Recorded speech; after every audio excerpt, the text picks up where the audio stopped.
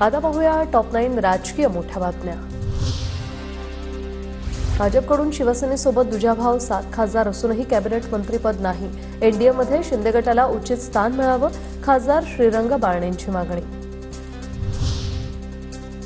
शिंदे अजित पवार मोदींचे गुलाम आहेत। हिम्मत असती तर शिंदेंनी राज्यमंत्रीपद नाकारलं असतं, तर पटेलांना 150 कोटींची संपत्ती परत मिळाली, मंत्रीपद कशाला हवं, राऊतांचा आरोप।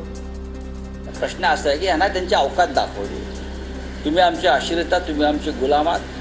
नाही, अजित पवारांच्या बाबतीत असं मला समजलं की त्यांनी सांगितलं की आम्ही प्रफुल्ल पटेलाची 150 कोटीची प्रॉपर्टी जी दाऊदशी संबंधित होती ती परत केली, अजून काय पाहिजे। पुण्याला मिळालेल्या मंत्रिपदाचा फायदा कॉन्ट्रॅक्टरला होऊ नये, जनतेला व्हावा। मुरलीधर मोहोळ यांच्या मंत्रिपदावरून सुप्रिया सुळे यांचा टोला। ताई, आपली मळमळ आम्ही समजू शकतो। सामान्य घरातील कार्यकर्त्याला थेट केंद्रीय मंत्रिपदावर संधी मिळणं आपल्यासारख्या सोन्याचा चमचा तोंडात घेऊन जन्मलेल्यांना लवकर पचनी पडणार नाही। नवनिर्वाचित केंद्रीय राज्यमंत्री मुरलीधर मोहोळ यांचं सुप्रिया सुळेंना उत्तर। मला काय यांच्यासारख्या सोन्याचा चमचा। विधानसभेसाठी अजित पवार गट 80 जागा लढवण्यास इच्छुक। या जळगावमधील 4 जागांचा समावेश। महायुतीच्या नेत्यांशी चर्चा करून निर्णय होईल, मंत्री अनिल पाटलांचं वक्तव्य।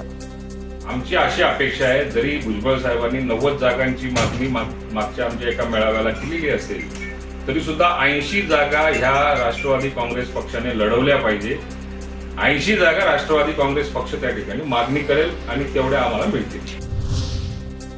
80 काय 100 जागा मागा, पण पक्षाच्या बैठकीत अनिल पाटलांनी विचार करून वक्तव्य करावं, संजय शिरसाट यांचा सल्ला। अनिल पाटलांनी ज्या जागा मागितल्यात, 80 मागितल्यात, आता तुमच्या सगळ्या चॅनलवर मी पाहत होतो, त्यांनी 100 मागाव्यात, 150 मागाव्यात, पण ते पक्षाच्या बैठकीत मागाव्यात। कुठं बोलायला पाहिजे याचंही थोडंसं भांडवलं पाहिजे। विधानसभेत शिंदे गटा एवढ्या जागा मिळाव्यात, जागा वाटपाच्या गुऱ्हाळाचा लवकर निपटारा केला पाहिजे, छगन भुजबळांचं वक्तव्य।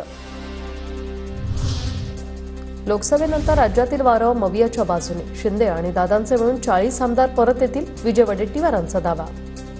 मला विश्वासानं सांगतो, हे गेलेले अजितदादा पवारांच्याकडचे असू देत किंवा शिंदे गटाकडे असू देत, पुढच्या महिनाभरामध्ये जवळपास हे यांचे दोघांचे मिळून 40 आमदार घरवापसी होईल।